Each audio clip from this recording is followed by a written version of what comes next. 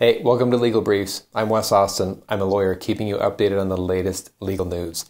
The United States Supreme Court has rejected Donald Trump's attempt to stop the Manhattan DA, Cyrus Vance, from executing a subpoena to get his financial and personal records going back 8 years.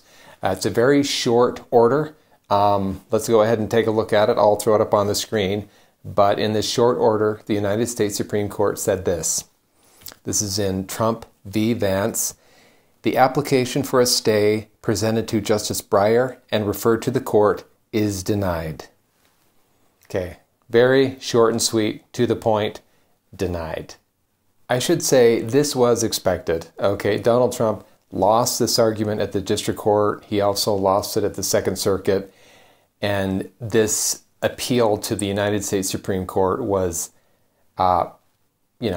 really slim chance. It was like a, snowball's chance and where of succeeding. So I don't think anybody thought it might work. But anyway, they tried, it failed, Supreme Court rejected it. So this subpoena was part of a criminal investigation of Donald Trump's organizations, not him personally. And basically, this rejection by the U.S. Supreme Court is now going to force Donald Trump's accounting firm to comply with the subpoena. So that's who received the subpoena, was Donald Trump's accounting firm. He didn't receive this personally. It was his accounting firm. Now that the Supreme Court has ruled on this, that doesn't mean that these records are going to become public. The subpoena was going to provide these documents to the grand jury, but they have secrecy rules, so they should remain confidential. Let's see if that actually happens, but they're supposed to remain confidential. So just to give you a little bit of history on this, so back in 2019, the Manhattan DA, Cyrus Vance, he subpoenaed Donald Trump's accounting firm for records from 2011 to 2018, I believe. And at that point, Donald Trump's lawyers sued, trying to block the subpoena, and they were arguing that the sitting president has absolute immunity from state criminal investigations.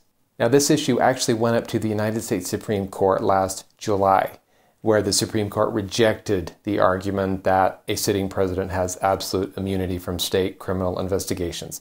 So they rejected that, but they did say that Donald Trump, you could raise other subpoena objections, which is exactly what he did. So Donald Trump's lawyers basically did that. They argued in district court in New York that these subpoenas were overly broad and amounted to political harassment. But a judge in New York in August rejected those arguments, and then that went up to the Second Circuit, and the Second Circuit in October, they also rejected these arguments.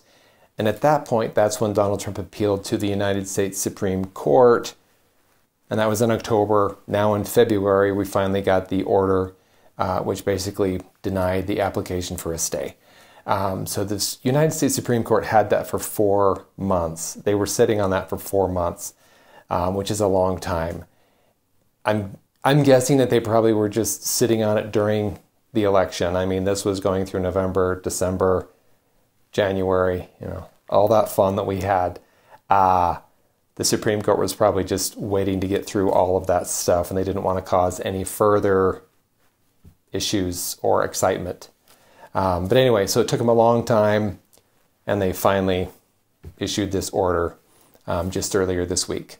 So Vance's investigation, I think it was initially focused on some payments that were made by Donald Trump's former lawyer and fixer, Michael Cohen.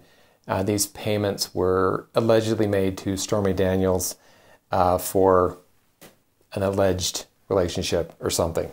So anyway, I think that's where their focus was initially. It looks like now that it's going to be much broader than that. As you may have heard, it was just, I think, last week when the DA, Cyrus Vance, announced that they had brought on, I think his name is Mark Pomerantz, a former federal prosecutor. He is going to be helping with this investigation. And so this is going to, they're putting a lot of high-powered people on this and really digging into this. So there are people out there asking, is this just a fishing expedition? They're asking for financial and personal records over an 8-year period. I don't think anybody has been accused of a crime yet. I'm not aware of anyone having been accused of a crime. And it seems like that's a pretty broad request. I don't know if if this is an overly broad fishing expedition.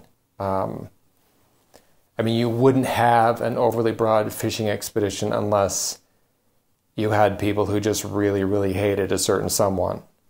And then if you had a lot of people who really, really hated a certain someone, then you can probably imagine a fishing expedition, right? Just like, let's find something. I mean, I hope they're not just, let's try to find something, because that would not be the kind of people we want in charge of prosecuting injustice. Like, I don't think we want fishing expeditions.